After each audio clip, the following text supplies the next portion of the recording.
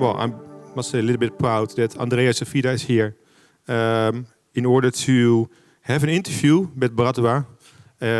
You prepared a number of things, so I'm really curious about this. So I would like to give a big hand to Bharadwaj and Andrea. Thank you. Hi.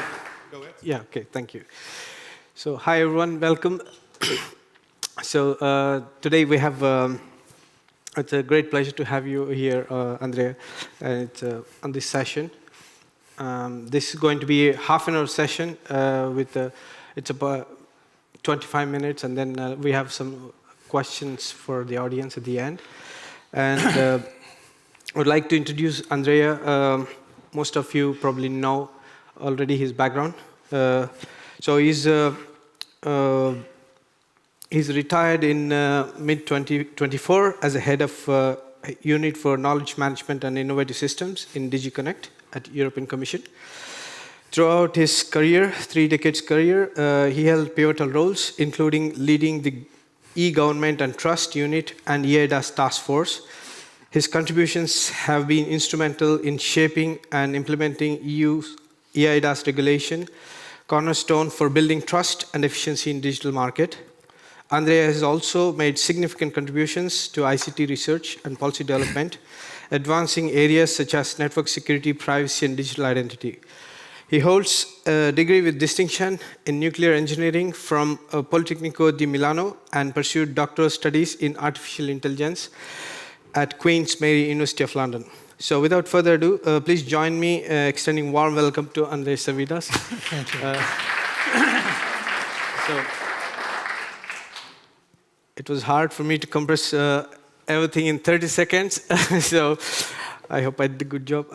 So we, as I said, we have a few minutes at the end for questions from audience. So the first question I would like to ask, with your extensive experience in digital transformation and governance, how do you see the evolution of digital wallets in the European Union shaping the future of digital identity and payments? First of all, thank you very much to everybody, and thank you, Robert, for the invitation to come here to do the interview that you had scheduled in front of such a distinguished audience. This morning when I came late, and I apologize for the early speakers, I had the pleasure to see many new faces compared to what I used to meet when I was actually hands-on on eIDAS, which means up to 2019. But nonetheless, I saw very few familiar faces, and I'm even more, I would say, much happier to see them, because it means that, okay, we are not losing sight of where we come from. I think that, if you want to understand what the digital wallet, the European Digital Identity Wallet may mean for Europe and also worldwide, I think we need to get a bit of understanding where we come from. Today, I had also the good chance to listen to some recap, or I would say description of what might have been behind the new regulation, why we got the new regulation focusing on the wallet, which from the little that I can say, because I was actually helping the colleagues in charge to shape up the proposal back in 2020, 2021. I think that I didn't hear what actually was the real, I would say, trigger behind, which was I would say, lesson learned from the COVID in terms of getting verifiable credentials to make people to be free. That is what the wallet was as a justification. And you may even remember, I was, when I moved in 2019 to manage the knowledge management and innovation unit, I was actually in charge of the technical project that developed the EUDCC, the European Digital COVID Certificate infrastructures. And we did it starting on the 19th of March, and it went live on the 1st of June 2021. Why was it possible? Because we were doing about PKI. And PKI was actually my first project that I received back in 93 when I joined the Commission in the research program. The first activities that I was managing was on trust services, provisioning of trust services. What it meant wasn't clear, there was no legislation, nothing. But I remember a distinguished expert from ICL, I suppose that Dave may remember what ICL was about in the UK in those days, Chris Sutton, who told me, you know, Andrea, I mean, we are all doing this discussion on on digital signature, seals and all the rest of it, but you know, all this is going to boom and to really take up if we will make all these to be transparent to the user. And this brings me to what is indeed that I heard this morning, that indeed, you know, I mean, we need to make things to be easy for people to use, not because they don't understand, on the contrary, but because they understand the little that they need to understand in order to use it. Of course, I mean, there are many engineers around here, but you know, I can't say myself that I know everything that is in my car, in particular now. I know how it works, and you know, I may guess what is important for me to drive the car, but not everything that is about the cars. And the same is for what I think is indeed, I would say, in relation to the identity and the wallet. For the COVID, we had developed indeed the simple infrastructure to make EU DCC not to be linked to an identity, as it had happened in the US, but it was easily linkable to an identity, but the identification should have been done by a different token, you know, the identity card or whatever. And that was, to some extent, I would say, something that made everybody to see the value of having standardized, verifiable credential, easily deployable and usable, to be managed in a way. And the Commission also in those days provided the wallet. And the wallet wasn't an identity wallet, it was just a wallet to store, I would say, these digital credentials. And the obligation was indeed to have something that will not link to analytics. This is why it was normally banned not to have it on Google Wallet or Apple Wallet. But I remember myself having had the chance to put it on the wallet just because I wanted to say. Of course, it was a fake document, but nonetheless, I think because we were working with fake document at the time as well. But at the same time, it showed that indeed the things can be done also outside what is the scope of the technological solution you're providing. Why? Because we are human beings. When I used to be an engineer and dealing and working on risk management and security in the broad sense, safety even for nuclear power plant, you know, always the weak link was the human being. You know, technology may fail, but you can predict. But the human being, you know, you never know. And if you have more human beings, then the decision-making process is even more critical by itself. And, you know, you have all the accumulation of fragility that you may have. But when it comes to identity, I must say that indeed, you know, we got where we got because, and I heard this morning somebody saying, it wasn't a failure. It was a step in the direction of making governments to understand that we need something to be workable, actionable, usable in the digital, because otherwise we would have been hijacked by the big players.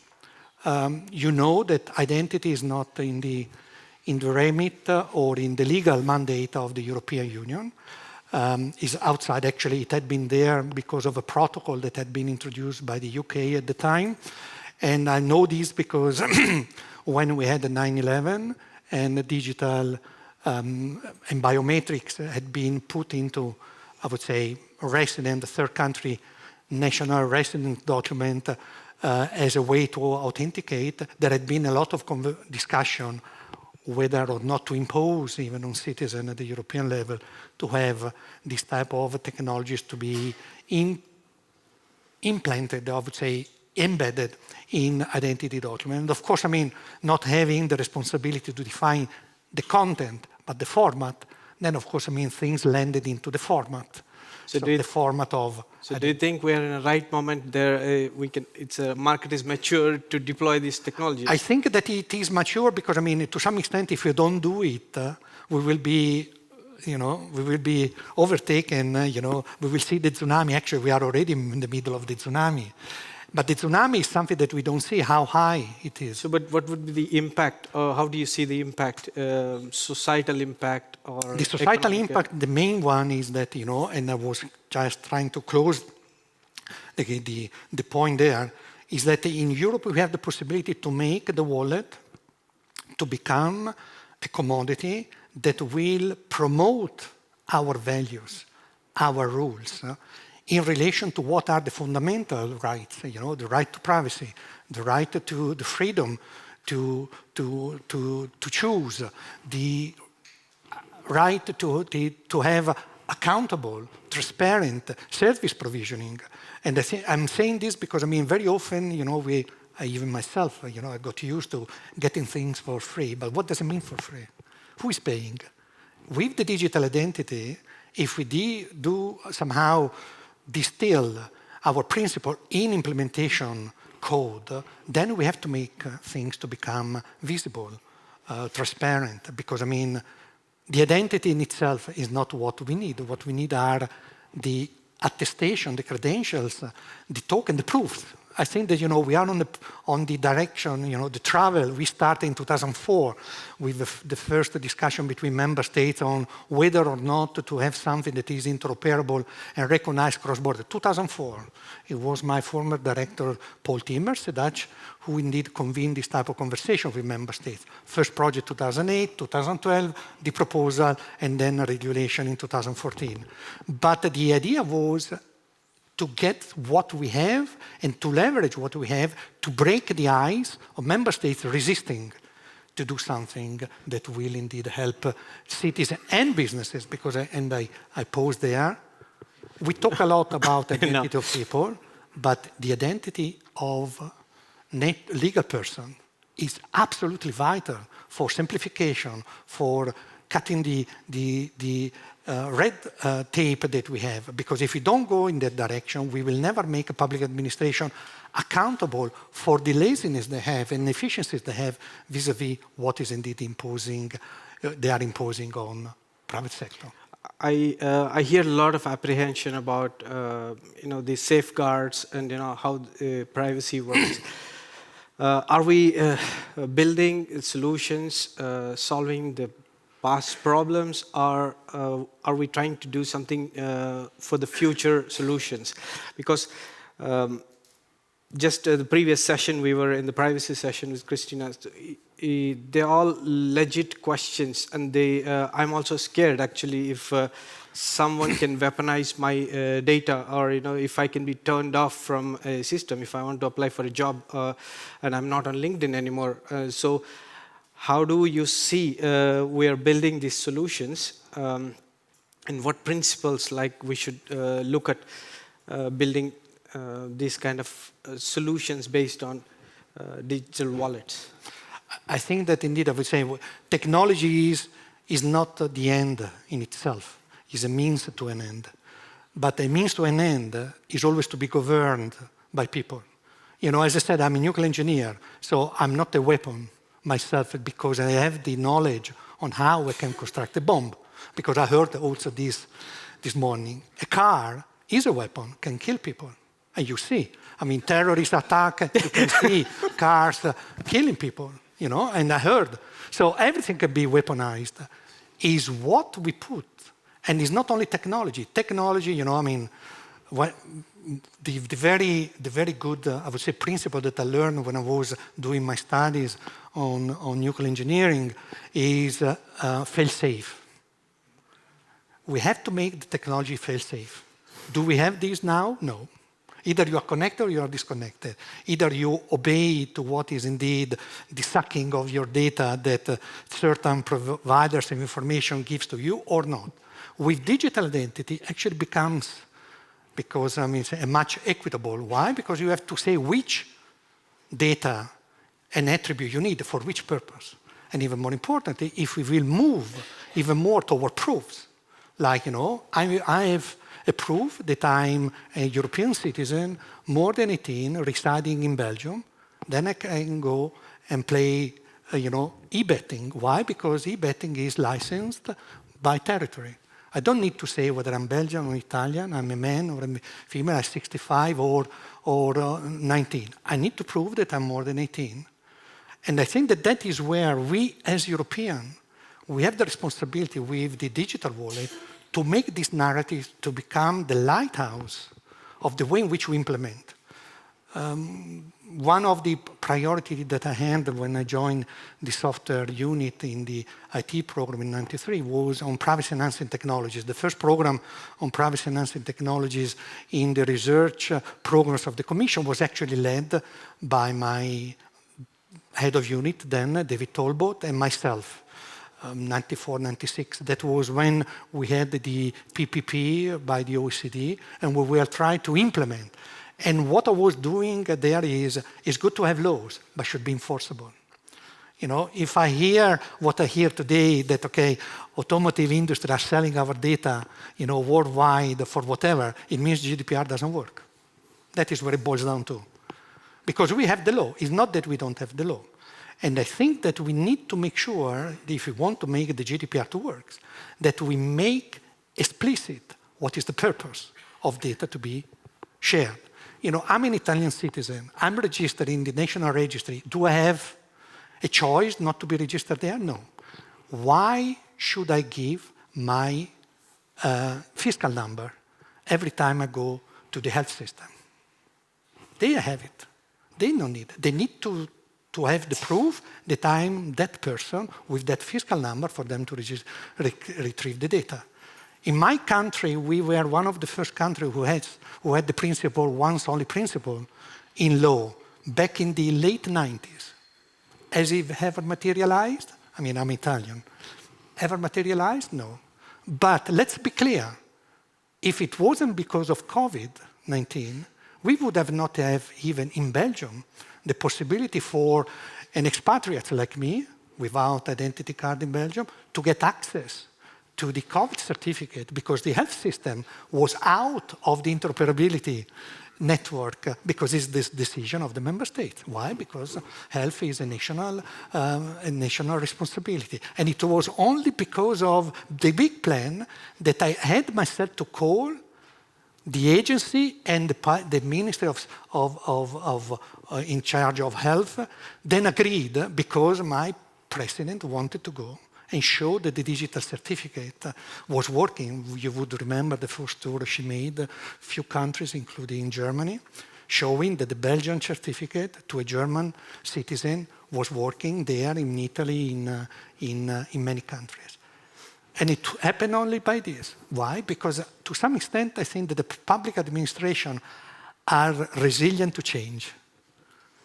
Not resisting, resilient, which means even if you try to change, they back off. And there is where I think the digital identity wallet, being the commodity that will make me, myself, and the future generation to understand that what you need is to be for a purpose, not for generic use, for a purpose, that will push the public administration to change. And the best will be, of course, also for small and medium enterprise. You have all the innovators here. This idea of having the 28th regime in the Draghi report, it says it works only if you have digital identity. It can't work otherwise. Otherwise, how can you do it from Portugal or from Sweden or from Greece to access this regime that should normally work everywhere in Europe? Sorry. No, what I hear, the resilient part. So that means COVID, we all saw that it accelerated the adoption of digital way of working. A lot of people it's now normal to work from home. It was not possible before. Even though it was a choice, it was available technology-wise. The adoption happened because of pandemic. I hope we don't have to have another pandemic or something like that to accelerate this adoption. But besides that, what do you see as challenges to have these digital wallets adopted across EU member states? What do you see that, how we had a long journey, Esther mentioned this morning, from where we started the ID program, and we are I strongly believe this is the time we have the opportunity to catapult it to adopting, and consumers can, both private, public users. So how do you see that interoperable digital wallets playing out? What are the challenges? Whether we like it or not, we are depending on platforms to be provided by others. We can, of course, develop digital identity platforms as a social platforms for the social good. Excellent. But Europe is an island. It's not like in the old good days where everything was, confined by geographical and physical boundaries. No, now we are part of something that is global. This is why the uptake is to be global. And when I say global, it's not just across. It should be across, but involving the stakeholders. What I think I have to admit, because it was also mentioned this morning in the session, at least I attended, the participation of all parties and contribution of all parties into the development of the implementing legislation, but even in the development of the regulation has been suboptimal to me.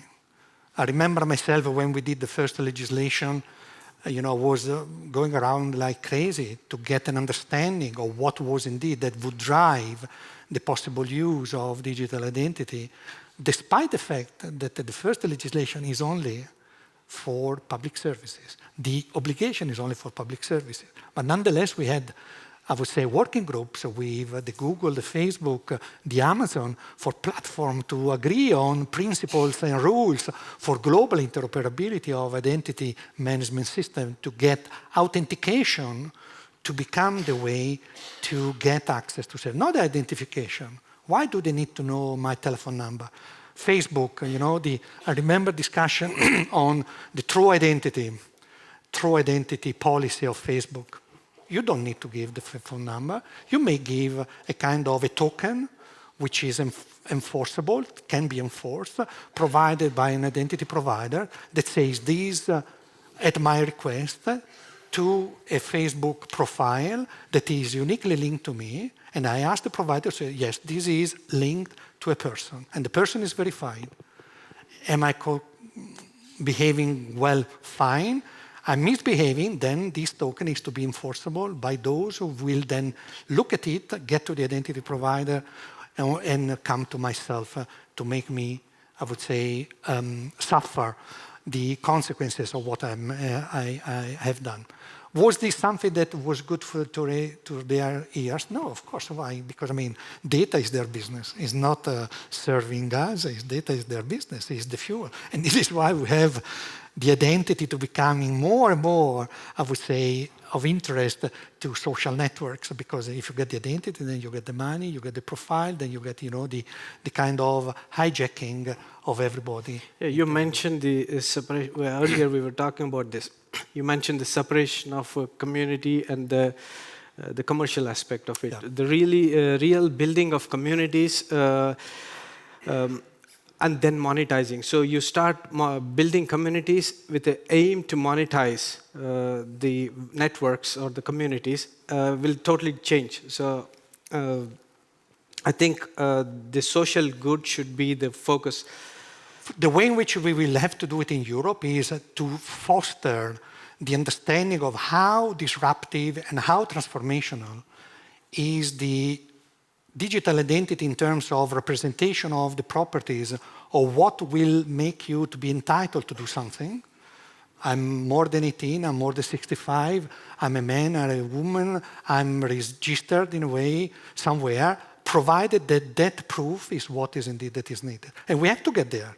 But where we start from is the legacy of identity, people registries, databases that we have everywhere. I can't decide not to have my data in my public administration, but I should be able to decide that if I have to prove my age, I don't need to give a birth certificate. Why should I give a birth certificate? If I need to prove that I'm above a certain age or under a certain age, I need a proof. Full stop. Linked to me, and me could be whatever. could be somebody acting on the digital or acting on the spot. And of course, I mean, in this respect, I think that indeed we need also to see that whereas identities was all online, with the wallet, we can have this as a commodity to check for something. You know, tap for check-in, for check-out, for payment, for whatever. For whatever meaning also, you know, in particular in the Netherlands, I remember the discussion came exactly from the Netherlands. You know, you need to prove and get a sign, a green sign, that the certificate is correct. Then the link between the certificate and the person is to be done offline. Fine. Why should my restaurant or my, you know, or the opera house where I will go for a concert to know my name? They need to know that I have been vaccinated in that respect. And there is where I think that, you know, from the tragedy, as it had been, you know, already in the words of Schuman in the 50s when they put forward the idea for the agencies for steel and coil, you know, Europe will be built by little project. But we need to have a vision. And what I think that we are missing sometimes is really the vision. And this is why we have an obligation as Europeans to be involved in global standard setting, in global discussion, to make possible for our principle to become the lighthouse for others. You know, when I was in charge of IADAS 1, I was participating in the task force on financial services at the global level. I was participating in the working of UN Citral, which is about trade. Because at the end of the day, we want to make digital to be an opportunity, not to be surveyed or I would say to be monitored, but to realize our ambitions. And to realize our ambition, we need to understand what is indeed that is needed and what for, which means that, okay, if my car will ask me to identify myself to it, why? I need to authenticate to the car because perhaps the setting of the car will be different for me vis-a-vis what could be for my wife or my kids. But this should stay local, should not go anywhere. How it can stay local? Of course, I mean, you have to trust those who are enforcing the legislation in the technology that is provisioned there. But certainly, I will never go for legislation like a SISM that I've read, you know, after having seen the Commission fighting against the America in the 90s, against clipper chip and key scroll policy. There are legal acts there, you know. Now we have SISM. But this comes from the member states, as far as I know. But do you see with the next Google or next Microsoft coming from Europe, with this, is there an opportunity? Okay, now I tell you, you know, I mean, you know, when I joined the Commission, I went to work in the Beaulieu area. I don't know, those who are young, they may not even know what I'm talking about. Those who are a bit, I would say, more experienced, you know. At the one of the end, actually, down the slope there was actually where the GSM working group was meeting to define the GSM standard. And guess what? As soon as they introduced encryption there, guess who actually protested? It was the prosecutor of Italy, Judge Vigna, who said, oh, you know, if you put encryption by default, I can't be able to spy on mafia people. Because that is what. And when you put this on the table, everything then becomes, you know, completely irrelevant. Why? Because, I mean, we are doing good, that for social good. Is it proportionate? No, it wasn't. This is why it was not, how can I say, removed. It stayed there and then, okay, it's even activated. So, but I think that the privacy interest and imperative that we had at the time allowed us to develop technology to make the two imperatives, you know, fighting the organized crime and protecting the privacy, to find a point of convergence that would make us use these everywhere in Europe and even in the world. But, you know, I come from Brussels. You know, I'm on roaming. Does it make sense, roaming? Does it make sense? I think that the letter report said clearly that, you know, unless we really break the walls of financial, actually capital market, telecom, and energy, we will never be successful. Because now the crisis is the competitiveness crisis. here is where the crisis is. Not the digital identity, and digital is not good, it's not bad for it by itself. It's what may allow us to overcome, but we have to play global.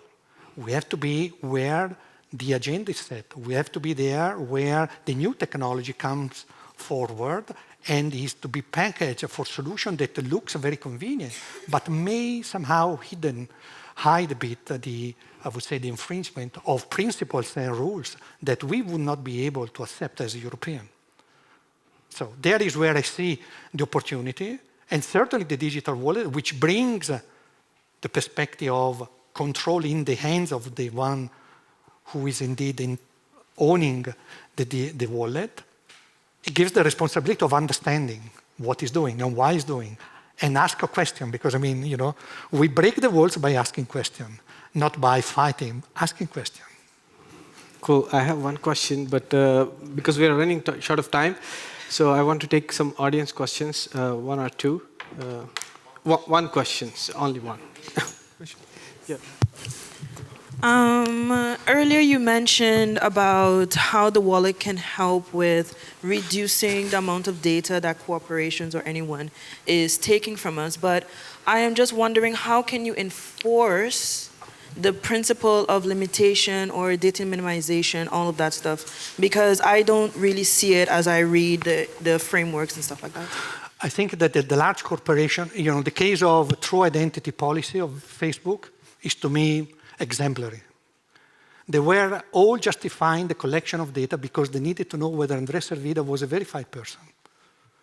Now, if you can offer, I'm saying Facebook, but can be any, an alternative path to which now they are obliged, because now they have to have their authentication system when they go for stronger authentication to be interoperable with electronic identification under IADES regulation, which wasn't there before. Then they don't have alibi anymore. You need to have a strong, a verified identity policy to be enforced. Excellent. Then you get the token from somebody who is recognized to be responsible for the provisioning of that token, which can be indeed be chased by the authority that will have to enforce in case there is, because I can give all my credentials to my wife in a way, yeah? But then I'm liable myself. And in any case, those who are managing the risk, the recipient, so the Facebook, and the one who is provisioning the service, they are all shielded because it's misbehavior from my side, but they will be able to do it. So we can, but we have to make the engagement, transparent. So e-security, okay, let's see how security could be satisfied. E-safety, let's do it. Is indeed, privacy. It would be much easier for Facebook, I suppose, to manage less cost for compliance with GDPR than indeed having to manage tokens which are linked to profile, not to people. But the problem is that the business model might be the one that indeed would push for more data, So not only the profile, but also where I authenticate myself, as we have heard this morning in the session above. So I have a few more questions, but next time. I did write a lot of questions. So thank you so much, Andrea. Thank you very much. That's great. Another question. Well, it's not a question because, this morning I was surprised by this award, Lifetime Achievement Award. Normally I'm the guy of surprises. So, as you know, every year we have an IDnext Lifetime Achievement Award. And one of the reasons that I also invited you is to honor you for the work that you have done. So, I'm embarrassed now. Yeah, you're embarrassed? Okay, oh, yes, there's the camera. I didn't expect. Because Andrea Servida's journey is one of the extraordinary dedication, innovation, and profound impact on the digital world as we know of today.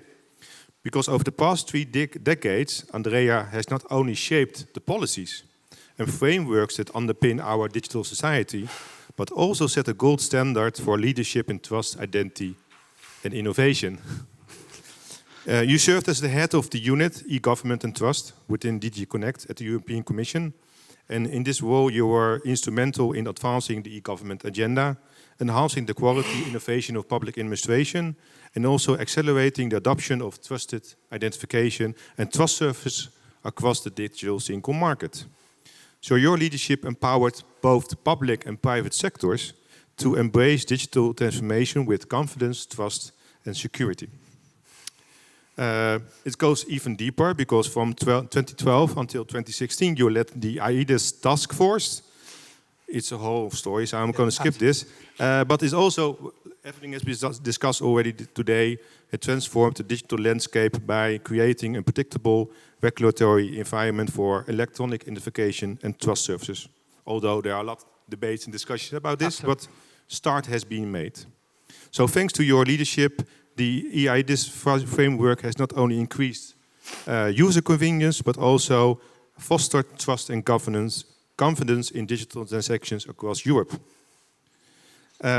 Therefore, today, as IDnext, we recognize Andrea with his Lifetime Achievement Award, only not celebrating the individual accomplishments, but also the enduring legacy. Your work has left an indelible work on the digital identity landscape, inspiring trust, innovation, and collaboration across Europe and beyond. So, on behalf of the entire IDnext community, thank you again for your unwavering commitment, vision, and leadership, and congratulations on this well-deserved honor. Thank you. Thank you. Thank you. This is really unexpected, but I would like to say something because, I mean, it is not a person who does. I had the very unique good luck of meeting many of you. And what we were able to do together, you know, I'm talking in particular to those who have been knowing since many years. Without you, without those around you, without the colleagues around me, nothing would have been done. So I might have had the honor and the responsibility to hold the button sometimes, but really without you, and this is where I think I would like really to motivate you to be even more vocal from any corner. You know, don't think yourself to be irrelevant to the global picture. Absolutely not. I learned things that I would have never been able to learn just paying attention to those who would be considered to be marginal to the discussion, including my dear colleagues of the Pirate Party in the European Parliament in those days, because I mean that is where I would say the most aggressive, I would say, political party against identity. And last but not least, IADAS in the first regulation was about identification, not identity, exactly for that reason. Anyway, thank you very much. Thank you very much. Thank you. No, this is really an honor, you know. Unexpected. Thank you very much. Thank you very much. Thank you, guys. Thanks, Robert.